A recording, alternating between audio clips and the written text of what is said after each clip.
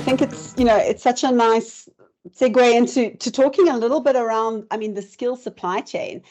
Given that global war for talent at the moment is huge. I was chatting with some colleagues in Nigeria, and they were talking about, there's a phrase they call japad, and you say this person's japad to Canada or to the UK, and I know that they're looking for other opportunities, and specific skill sets are definitely being targeted. So I think there's a lot of pressure on organizations at the moment. And I'm interested to know how your organization is responding to this challenge, and what are the positives you see for the employee experience in this approach? Well, I think there can only be upside for the employee experience, and I'll tell you why. I think, first of all, it starts with, are you an attractive place to work, right? So what is your employer brand? I don't think you can underestimate.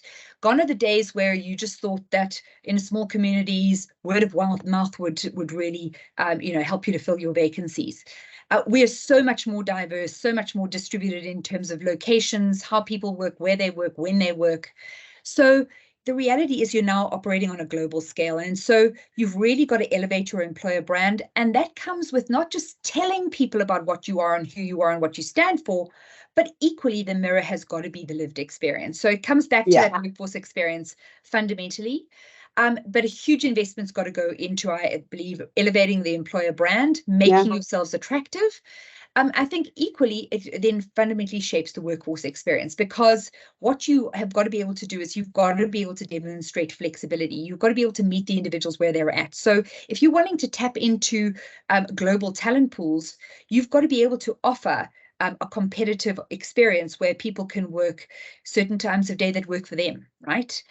You've got to be able to offer them experiences where, in effect, what they do is and how they engage with their leadership is through really, well-considered line manager to employee engagements, right?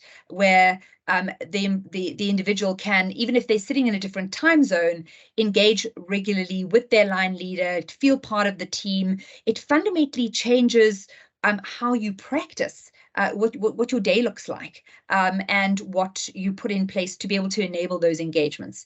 It equally shapes the way you use technology, and again, it's got to be about function rather than form, and equally the entire element of policy and people practices have got to be considered so that they are that much more attractive and user friendly, simple, intuitive, and mirror that that brand aspiration that is being sold in the external market. If you have an inauthentic brand, I think that it can be hugely problematic. I think what you say to organizations or say about your organization out there has got to be the lived experience, and if it's not, people very quickly vote with their feet, because they can. Those individuals with key skills really do have a huge, have a huge amount of opportunities outside. And as an organization, we have to see ourselves as delivering a more competitive outcome for our workforce, not just our clients. It can't just be the client. It's got to be client and employee. That's got to become equally important, and it's got to drive our priorities. And therefore, it is about making sure that what we do and what we, certainly my focus is to make and create the most attractive environment for our individuals, or for for our employees, so that they stay at Nedbank.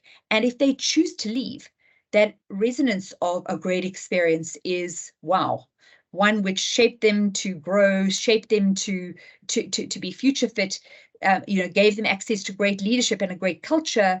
And therefore, actually, when the going gets tough where they are, or maybe they realize maybe the grass wasn't so green on the other side, a lot of them come back, right? So that's a testament to a good workforce experience.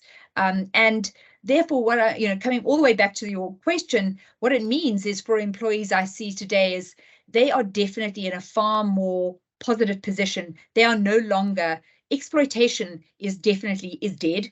For us to compete, it is all about making sure that we deliver on an attractive experience and really delight the user, which is the employee as well as the client.